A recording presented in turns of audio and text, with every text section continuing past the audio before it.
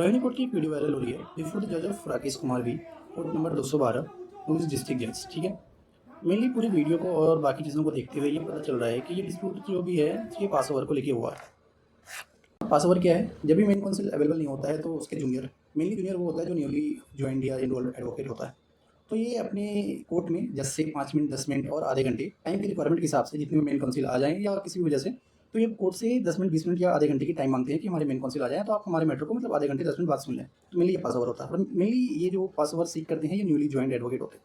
ठीक है, तो जो भी यहाँ पे चीज़ें हुई है इसको लेके जो चीज़ें हैं हमने कमेंट्स भी कुछ पढ़े हैं कि इसमें कुछ पॉजिटिव रिस्पॉन्स है कि कुछ जज को बोल रहे हैं, कुछ जज के बारे में बुराई भी कर रहे हैं कि ये अच्छा जज नहीं है, कुछ कह रहे हैं कि नहीं एडवोकेट की गलती है। दोनों बात हो सकती है, लेकिन अगर कोई भी एडवोकेट अगर मल्टीपल स्पोर्ट में प्रैक्टिस करता है तो पास ओवर एक नेसेसिटी हो जाती है एक एडवोकेट की कि उसे सीख करना पड़ता है, उसे जूनियर को भेजना पड़ता है। क्योंकि अगर एक इंसान की एक एडवोकेट की 2 से 3 केसेस लगे हैं एक दिन में, तो वो वन टाइम वो 2 से 3 कोर्ट में अवेलेबल नहीं हो सकता है। तो एक कोर्ट में वो पास ओवर ले लेता है ताकि किसी कोर्ट में वो 10 बजे अपीयर हो, किसी में 11 बजे, किसी में 12 बजे, तो पास ओवर तो लेना पड़ता ही है क्योंकि यहाँ पे सारे एडवोकेट्स मल्टीपल स्पोर्ट्स में अपीयर होते हैं। तो ये जज की रिस्पॉन्स थी जो भी है। बाकी अदर थिंग ये है कि the bar and the bench are two sides of same coin. ठीक है, दोनों ही एक दूसरे के बगैर काम नहीं कर सकते हैं। One can not function effectively without respecting the dignity of other. ठीक है, एडवोकेट और जज दोनों एक ही बिल्डिंग में एक ही कोर्ट में काम करते हैं, तो दोनों की एक दूसरे की रिस्पेक्ट करनी पड़ेगी। यहाँ पे जजेस को लेके कुछ ख़राब टिप्पणी भी आ रही है, मैंने यहाँ पे नोट ऐड ऑन करा है।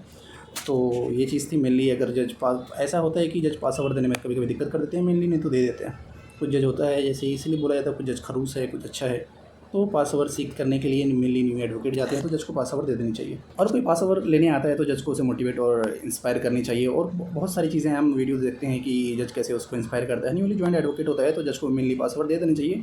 अगर जज मना कर देता है तो सीनियर भी बोलता है कि यार एक तुम पास ओवर नहीं ले पाए, तो वो जूनियर को लगता है कि जूनियर की ही गलती है कि जूनियर पास ओवर नहीं ले पाया। भले कुछ जज होते हैं कि जो पास ओवर नहीं देना चाहते, कुछ देना चाहते हैं, तो ये जज पर डिपेंड करता है। इसमें जूनियर लॉयर कुछ नहीं कर सकता, तो जज को थोड़ी सी पोलाइट होने की ज़रूरत है। जो भी पासवर्ड सीख करते हैं उससे पासवर्ड दे दो यार। 5-10 मिनट बाद वो एडजॉर्नमेंट तो मांग नहीं रहा, आपसे डेट नहीं मांग रहा है, पासवर्ड मांग रहा है तो आप पासवर्ड इजीली दे सकते हो, इसमें कोई दिक्कत वाली बात नहीं है। और इस केस में भी ऐसा ही हुआ, जज ने पासवर्ड नहीं दिया और उसके बाद मेन काउंसिल के आने के बाद जो हुआ ये आपको पता ही है।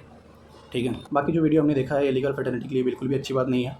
हम जज हो या एडवोकेट हो कोई भी हो, दोनों को एक साथ काम करना है। ये सब वीडियो क्योंकि जज की भी लैंग्वेज अगर हम देखें तो जज की लैंग्वेज अच्छी नहीं है। हाई कोर्ट में आपके बाप दादा होंगे, ये एक जज को कहना बिल्कुल शोभा नहीं देता। वटेवर अगर कोई कह रहा है कि एडवोकेट की भी गलती है फिर भी, लेकिन जज ने भी जो लैंग्वेज यूज़ किया है ये बिल्कुल भी सही नहीं है, एक जज को ये शोभा नहीं देता। ठीक है, तो दोनों को एक जगह काम करना है तो दोनों की ही एक दूसरे की बातों को थोड़ी सी ध्यान रखनी पड़ेगी और लेके चलना पड़ेगा।